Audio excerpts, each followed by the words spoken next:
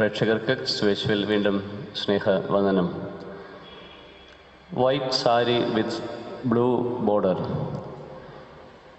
കൊൽക്കത്തയിലെ manual scavengers ശുചീകരണ തൊഴിലാളികളുടെ ഔദ്യോഗിക യൂണിഫോം ഡ്രസ് കോഡാണ് അത്.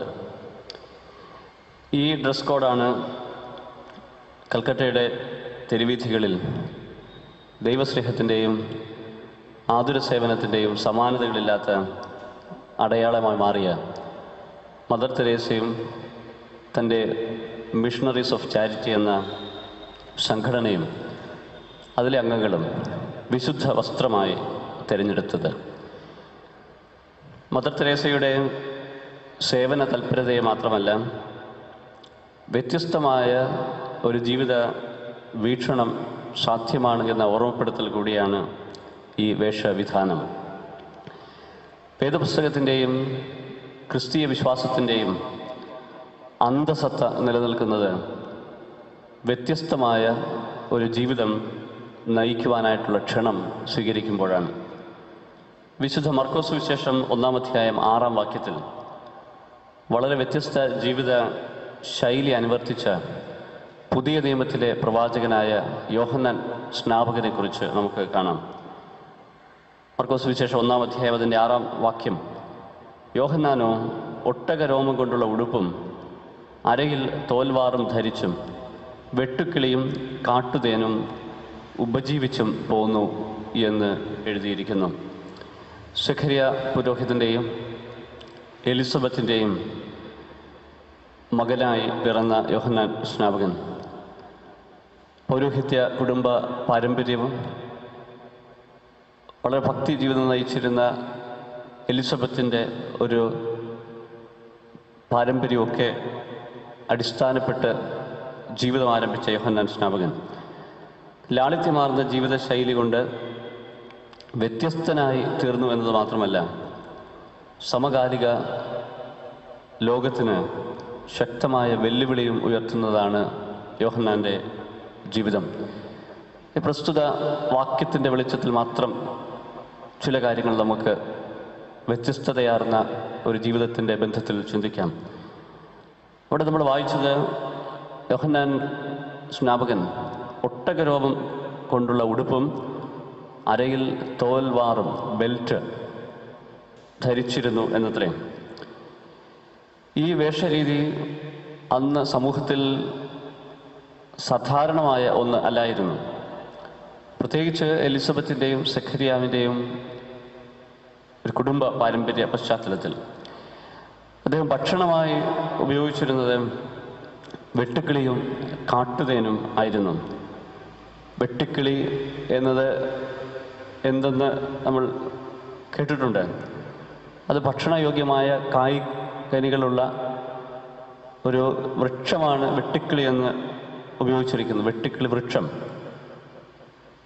അതിന് സസ്യശാസ്ത്രത്തിൽ നൽകിയിരിക്കുന്ന ശാസ്ത്രീയ നാമം സെററ്റോണിയ സിലിക്വ എന്നതാണ് ആ വൃക്ഷത്തിൻ്റെ ശാസ്ത്രീയ നാമം. അതിൽ നിന്ന് ലഭിക്കുന്ന ഫ്രൂട്ടാണ് വെട്ടുക്കിളി എന്ന് പറഞ്ഞിരിക്കുന്നത്.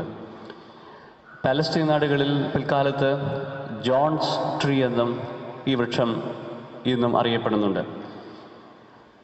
ഈ തരത്തിലുള്ള ഒരു ഭക്ഷണ രീതി അത് സമൂഹത്തിലെ സാധാരണക്കാരുടെ എന്നല്ല, വളരെ ദരിദ്രരുടെ ഒരു ഭക്ഷണമായിരുന്നു യോഹന്നാൻ സ്വീകരിച്ചിരുന്നത്. വ്യത്യസ്തമായ ലളിതമായ ഒരു ജീവിതം നയിക്കുക എന്നത് അതൊരു ചെറിയ കാര്യമല്ല, അത് തികച്ചും ഒരു വലിയ വെല്ലുവിളിയാണ്. എന്നാൽ അത്തരം ഒരു ജീവിത വീക്ഷണമുള്ള മനുഷ്യർ കൂടുതൽ അപ്രോച്ചബിളാണ് എന്നതാണ് അത്തരത്തിലുള്ള മനുഷ്യരുടെ നിരവധി സവിശേഷതകളിൽ ഏറ്റവും പ്രധാനം. അവരെ നമുക്ക് സമീപിക്കുക, ധൈര്യത്തോടെ, ഒരു വിധത്തിലുള്ള സമ്മർദ്ദങ്ങൾ കൂടാതെ പ്രതീക്ഷയോടെ സമീപിക്കുവാനായിട്ട് കഴിയുന്നവരാണ് ജീവിതത്തിൽ ലളിത ജീവിതം നയിക്കുന്ന, ലളിതമായി സംസാരിക്കുന്ന, വ്യത്യസ്തമായി ചിന്തിക്കുന്ന മനുഷ്യർ. അപ്പോൾ എന്താണ് ഈ ലാളിത്യം? Simplicity. Simplicity is nothing but limiting our needs എന്ന് പറയും. Limiting does not mean avoiding. അത് വളരെ പ്രധാനമാണ്. ലാളിത്യം എന്നത് നമ്മുടെ ആവശ്യങ്ങളെ പരിമിതിപ്പെടുത്തുന്നതിനെയാണ്. എന്നാൽ ഈ പരിമിതിപ്പെടുത്തൽ ഒരിക്കലും ഒഴിവാക്കലല്ല എന്നതാണ്. പലപ്പോഴും തെറ്റായിട്ട് വ്യാഖ്യാനിക്കുന്ന ഒരു വാക്കാണ് ലാളിത്യം. അത് ആവശ്യമായ എന്തിനെയൊക്കെയോ ഒഴിവാക്കി ഒരു തരത്തിൽ ദാരിദ്ര്യത്തിൽ ജീവിക്കുന്ന അവസ്ഥയാണ് ലാളിത്യം എന്ന് തെറ്റിദ്ധരിച്ചിട്ടുണ്ട്. ഒരിക്കലുമല്ല. അത് ഒന്നും ഒഴിവാക്കലല്ല, എല്ലാം ഉപയോഗിക്കുമ്പോൾ തന്നെ ആവശ്യമായ പരിമിതി ഓരോന്നിലും സൂക്ഷിക്കുന്നതിനെ വിളിക്കേണ്ടുന്ന പേരാണ്. ഈ കൊറോണ കാലം നമ്മെ നിർബന്ധിക്കുന്നതും ഇങ്ങനെ ഒരു ലളിത ജീവിതത്തിൻ്റെ നീതിബോധത്തിലേക്ക് ഉണരുവാനായിട്ടാണ്. Determination to make a difference, ഒരു വ്യത്യസ്തത സൃഷ്ടിക്കും എന്ന ഉറച്ച തീരുമാനം. ഇന്ന് നടത്തപ്പെടുന്ന വിവാഹ ആഘോഷങ്ങൾ, സംസ്കാര ശുശ്രൂഷകൾ, സാമൂഹിക ഉത്സവങ്ങൾ, പൊതു പരിപാടികൾ, ഇങ്ങനെ തുടങ്ങി മനുഷ്യൻ ലളിതമായും എന്നാൽ അതിൽ ഒരു പ്രൗഢഗംഭീരതയോടുകൂടെ തന്നെ കാര്യങ്ങൾ ചെയ്യുവാനായിട്ട് കഴിയും എന്ന് പഠിച്ചുകൊണ്ട് ഇരിക്കുകയാണ്. വളരെ വലിയ വിരുന്നുകളുടെ ആവശ്യമില്ലെന്നും ചെറിയ ചെറിയ കൂട്ടായ്മകളിൽ വെളിപ്പെടുന്ന സന്തോഷത്തിൻ്റെ പാരമ്യത അനുഭവിക്കുവാനായിട്ട് കഴിയും എന്നുള്ളതൊക്കെ ഇന്ന് മനുഷ്യൻ തിരിച്ചറിഞ്ഞ് പഠിച്ചും കൊണ്ടിരിക്കുന്ന ഒരു യാഥാർത്ഥ്യം. മറ്റൊന്ന്, യോഹന്നാൻ സ്നാപകൻ ഒരു ലളിത ജീവിതം നയിച്ചിരുന്ന നിസ്വനായ ഒരു പ്രവാചകൻ എന്നതിനപ്പുറം അന്ന് സമൂഹത്തിൽ നിലനിന്നിരുന്ന അസമത്വമെന്ന മൂല്യച്യുതിക്കെതിരെ ശക്തമായ പ്രതിരോധം തീർക്കുന്നതായിരുന്നു താൻ സ്വയമേ തിരഞ്ഞെടുത്തതായ വേറിട്ട ജീവിത ശൈലി. യഹൂദയിലെ സമ്പന്ന സമൂഹം ധാരാളിത്വത്തിലും ധൂർത്തിലും ജീവിച്ചു. ലക്ഷൂറിയസായ വസ്ത്രധാരണ രീതിയും ഡെലീഷ്യസായ ഭക്ഷണ മേശകളും അവർ ഒരുക്കി. ദരിദ്ര ജനസമൂഹത്തിൽ നിന്ന് അനീതി നിറഞ്ഞ മാർഗങ്ങളിലൂടെ പിരിച്ചെടുത്ത കരം ഉപയോഗിച്ചായിരുന്നു അവരുടെ ഈ വഴിവിട്ട ആർഭാട ജീവിതം. ഒരു വശത്ത് ധൂർത്ത്, മറുവശത്ത് ദാരിദ്ര്യം. യോഹന്നാൻ്റെ ജീവിതം ബോധപൂർവമായി ഇതിനെതിരെയുള്ള ഒരു പ്രൊട്ടസ്റ്റായിരുന്നു, ഒരു എതിർപ്പായിരുന്നു എന്ന് വേണമെങ്കിൽ പറയാം. കാരണം അദ്ദേഹം ജനിച്ചത് സാമാന്യം സമ്പന്നമായ ഒരു പ്രഭു കുടുംബത്തിലായിരുന്നു എന്ന് നമുക്ക് പറയാം. എന്നാൽ സ്വതവേ ബോധപൂർവമായി അദ്ദേഹം അത്തരത്തിലൊരു ജീവിതശൈലി തിരഞ്ഞെടുത്തു എന്നത് സാമൂഹികമായ തൻ്റെ ജീവിതം കൊണ്ടുള്ള ഒരു പ്രക്ഷോഭമോ വിപ്ലവമോ നടത്തുവാൻ വേണ്ടിയായിരുന്നു എന്ന് നമുക്ക് കണ്ടെത്താം. ഇന്ന് നമ്മൾ ജീവിക്കുന്ന ലോകവും ആഡംബര തൽപരതയെ പ്രോത്സാഹിപ്പിക്കുന്ന ഒന്നാണ്. ബഹുരാഷ്ട്ര കുത്തകകൾ ലാഭത്തിനു വേണ്ടി നമ്മെ നിയന്ത്രിക്കുന്നു, നമ്മുടെ ചിന്തകളെ നിയന്ത്രിക്കുന്നു, നമ്മുടെ തീരുമാനങ്ങളെ നിയന്ത്രിക്കുന്നു, നമ്മുടെ ടേബിൾ മെനു നിശ്ചയിക്കുന്നതും നമ്മുടെ വസ്ത്രധാരണ രീതികളെ നിയന്ത്രിക്കുന്നതൊക്കെ അവർ തന്നെ. അപ്പോൾ ഇത്തരം ഒരു സാമൂഹ്യ സാഹചര്യത്തിൽ വ്യത്യസ്തരായി തീരുവാൻ തക്കവണ്ണം കാലം കരുതി വച്ച ചില ദിനങ്ങളാണ് ഈ രോഗാതുരമായിട്ടുള്ള ദിവസങ്ങൾ എന്ന് നമുക്ക് സ്വീകരിക്കുവാൻ തക്കവണ്ണം പരിശ്രമിക്കാം. ഗിവർഗീസ് മാർ ഒസ്താത്യോസ് എന്ന വേദശാസ്ത്ര ചിന്തകൻ, അദ്ദേഹം വളരെ കാലങ്ങൾക്ക് മുൻപ് അഭിപ്രായപ്പെട്ടതാണ് being a rich in a poor society is a sin എന്നുള്ളത്. Being a rich in a poor society is a sin എന്ന് അദ്ദേഹം ഉപയോഗിച്ചു. അത്ര കണ്ട് നമുക്കൊരു മാറ്റം നമ്മിൽ വരുത്തുവാൻ തക്കവണ്ണം നമ്മൾ പരിശ്രമിച്ചില്ല എങ്കിൽ തന്നെയും ചെറിയ ചെറിയ മാറ്റങ്ങൾ, വ്യത്യസ്തതകൾ ജീവിത രീതികളിൽ പുലർത്തുവാൻ ഈ നാളുകളിൽ നമുക്ക് പരിശ്രമിക്കാം. മദർ തെരേസ തനിക്ക് സമാധാനത്തിലുള്ള നോബൽ സമ്മാനം നൽകിയ വേളയിൽ, അത് സ്വീകരിച്ച സമയത്ത് നോബൽ സമ്മാന വിതരണത്തിന് ശേഷം ഒരുക്കുന്ന വളരെ ഡെലീഷ്യസ് ആയ ഒരു വലിയ വിരുന്നുണ്ട്.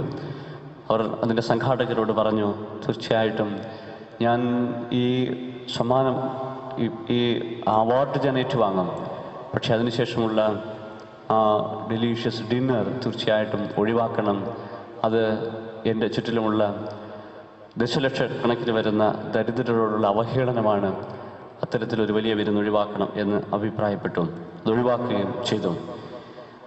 അതോടൊപ്പം മറ്റൊരു വേളയിൽ ലേറ്റ് പോപ്പ് ജോൺ പോൾ രണ്ടാമൻ മാർപ്പാപ്പ, അദ്ദേഹം മദർ തെരേസയ്ക്ക് തൻ്റെ വളരെ വിലപിടിപ്പുള്ള കാറ് സംഭാവനയായിട്ട്, സമ്മാനമായിട്ട്, ഗിഫ്റ്റായിട്ട് നൽകി. മദർ തെരേസ വളരെ സന്തോഷത്തോടു കൂടെ അത് സ്വീകരിച്ചു.